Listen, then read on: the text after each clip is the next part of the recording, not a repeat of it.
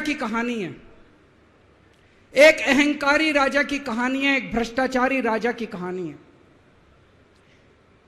आप लोगों ने राजा और रानी की कई कहानियां सुनी होंगी। इस कहानी में राजा तो है, रानी नहीं है।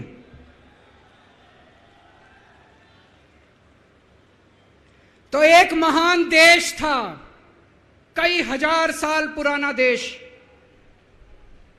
उस देश के एक गांव में एक बच्चा पैदा हुआ, बहुत गरीब घर में एक बच्चा पैदा हुआ। तो जैसे गांव के अंदर बच्चा पैदा होने पे ज्योतिषी आते हैं, ज्योतिषी आके बच्चे का भविष्य बताते हैं, ऐसे गांव का ज्योतिषी आया। उसने बच्चे की कुंडली देखी और बच्चे की मां को बोला कि माई, तेरा बेटा बड़ा होके बहुत बड़ा सम्राट बनेगा। माई को समझ नहीं आया, मैं इतनी गरीब, मेरा परिवार इतना गरीब, मेरा बेटा सम्राट कैसे बनेगा। खैर, बच्चा धीरे धीरे बड़ा होने लगा। गांव के सरकारी स्कूल में उसका एडमिशन करा दिया। उसका पढ़ने लिखने में मन नहीं लगता था। पढ़ते पढ़ते, क्लास करते करते चौथी में आके उसने नाम कटवा लिया। उसका पढ़ाई लिखाई में मन नहीं लगता था। बगल में, गांव के बगल में एक रेलवे स्टेशन था। घर में बहुत गरीबी थी। वो बच्चा वहां स्टेशन पे जाके चाय बेचने लगा।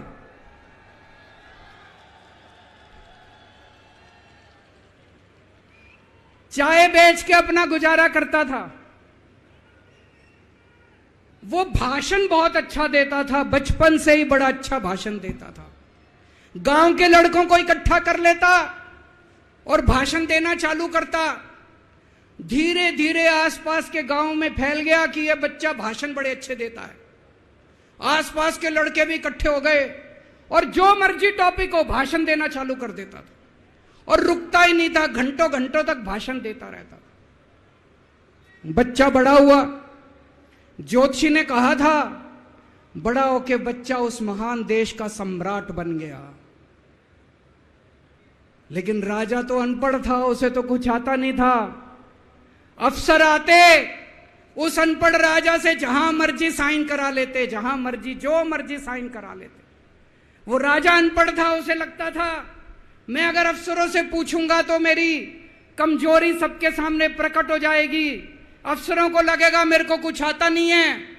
अफसर जो मर्जी लेके आते थे वहां साइन कर देता था। वो धीरे धीरे पूरे देश के अंदर फैल गया कि राजा अनपढ़ है, राजा अनपढ़ है। राजा को बड़ा बुरा लगने लगा। तो राजा ने कहीं से एक फर्जी डिग्री का जुगाड़ कर लिया। एक फर्जी डिग्री का जुगाड़ कर लिया, एमए की डिग्री का। और राजा बोला मैं एमए हूं। पर सच्चाई तो पूरे देश को पता थी, राजा तो अनपढ़ था। धीरे धीरे राजा अहंकारी भी होता गया। अहंकारी राजा और ऊपर से अनपढ़।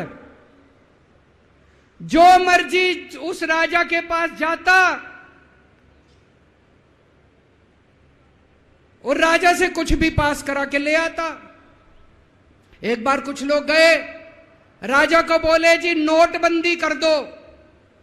नोटबंदी करने से भ्रष्टाचार खत्म हो जाएगा, आतंकवाद खत्म हो जाएगा।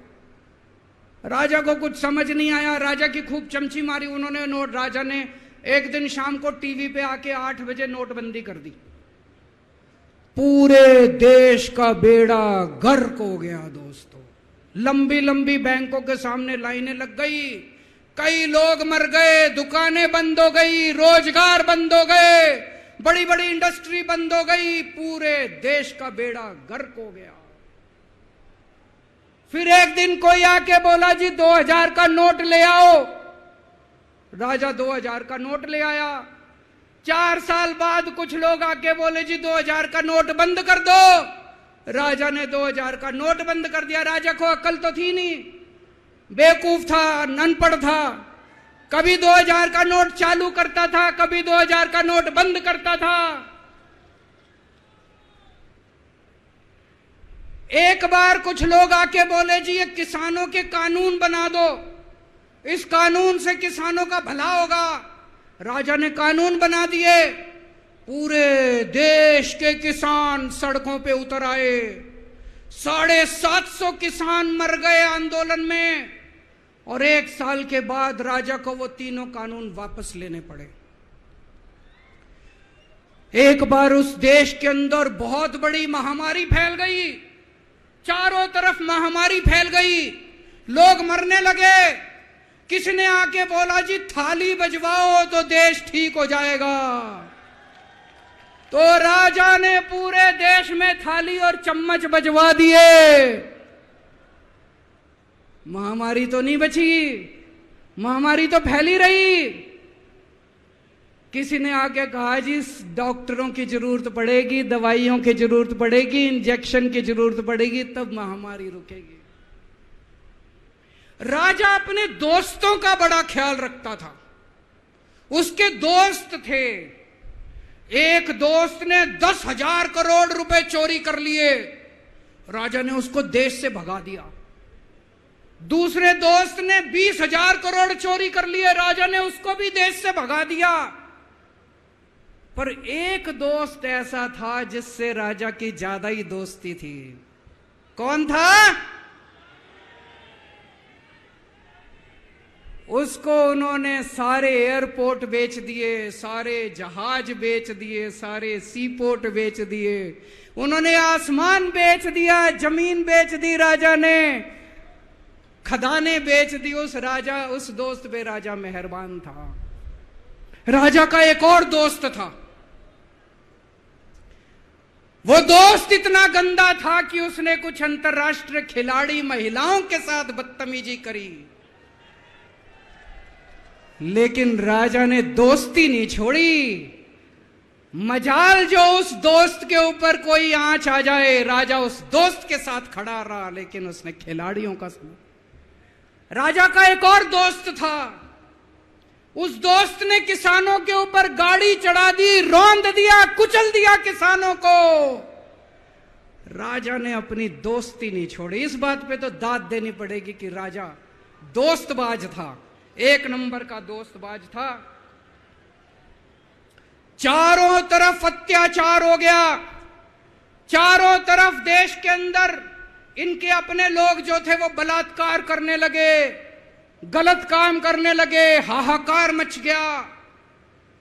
जो राजा के खिलाफ बोलता, राजा उसको पकड़ के जेल में डाल देता। एक दिन एक पत्रकार ने कार्टून बना दिया राजा के खिलाफ, उस पत्रकार को उठा के जेल में डाल दिया। एक दिन एक किसी पत्रकार ने उनके खिलाफ कुछ लिख दिया, उसको पकड़ के जेल में डाल दिया। जो राजा के खिलाफ बोले उसका बेड़ा गर्क। कोई जज अगर उस राजा के खिलाफ ऑर्डर करता था, राजा उसको बख्शता नहीं था। चारों तरफ अत्याचार, महंगाई, बेरोजगारी। ऊपर आसमान में देवता ये सब देख रहे थे कि पृथ्वी के ऊपर कितना घनघोर अत्याचार हो रहा है। सारे देवता इकट्ठे हुए, देवताओं ने मीटिंग करी। सारे देवता मिलकर शिवजी महाराज जी के पास गए और कहा, महाराज कुछ करो, पृथ्वी के ऊपर अन्याय हो गया, अत्याचार हो गया, चारों तरफ बलात्कार, चारों तरफ हाहाकार मचा हुआ है, जनता परेशान हो रही है। पृथ्वी जी, शिवजी महाराज जी ने अपनी तीसरी आंख खोली और दोस्तों यहां प्रचंड पृथ्वी के ऊपर अजीब अजीब घटनाएं घटने लगी। उज्जैन के अंदर महाकाल की 6 सप्तऋषियों की बड़ी बड़ी 10 फुटा भारी भारी मूर्तियां थी। एक दिन बारिश और तूफान आया और 6 की 6 मूर्तियां टूट गई। लोगों ने कहा बड़ा अपशकुन हो रहा है, बड़ा अपशकुन हो रहा है। एक दिन एक ट्रेन एक्सीडेंट हो गया, 250 से ज्यादा लोगों की मौत हो गई। लोगों ने कहा बड़ा अपशकुन हो रहा है। और एक दिन घनघोर बारिश आई, तूफान आया, ऊपर से आकाशवाणी हुई। सारे देश की जनता को भगवान ने कहा कि आप महान देश के लोग हो, क्या कर रहे हो, उठो, खड़े हो जाओ और इस अहंकारी राजा के खिलाफ सब लोग मिलकर आवाज उठाओ। भगवान आपके साथ है। और उसके बाद दोस्तों, सोई हुई जनता जाग गई और 1 साल के अंदर उस अहंकारी राजा का राजपाट जनता ने उखाड़ के फेंक दिया। और उसके बाद वो महान देश दिन दूनी रात चौगुनी प्रगति करने लगा। ये कहानी बड़ी पवित्र कहानी है। इस कहानी को सुनने से और सुनाने से परिवार का, समाज का और देश का बहुत भला होता है। इसे ज्यादा से ज्यादा शेयर कीजिए, ज्यादा से ज्यादा लोगों तक पहुंचाइए, ताकि ज्यादा से ज्यादा लोग इसे सुन सकें, इसे समझ सकें।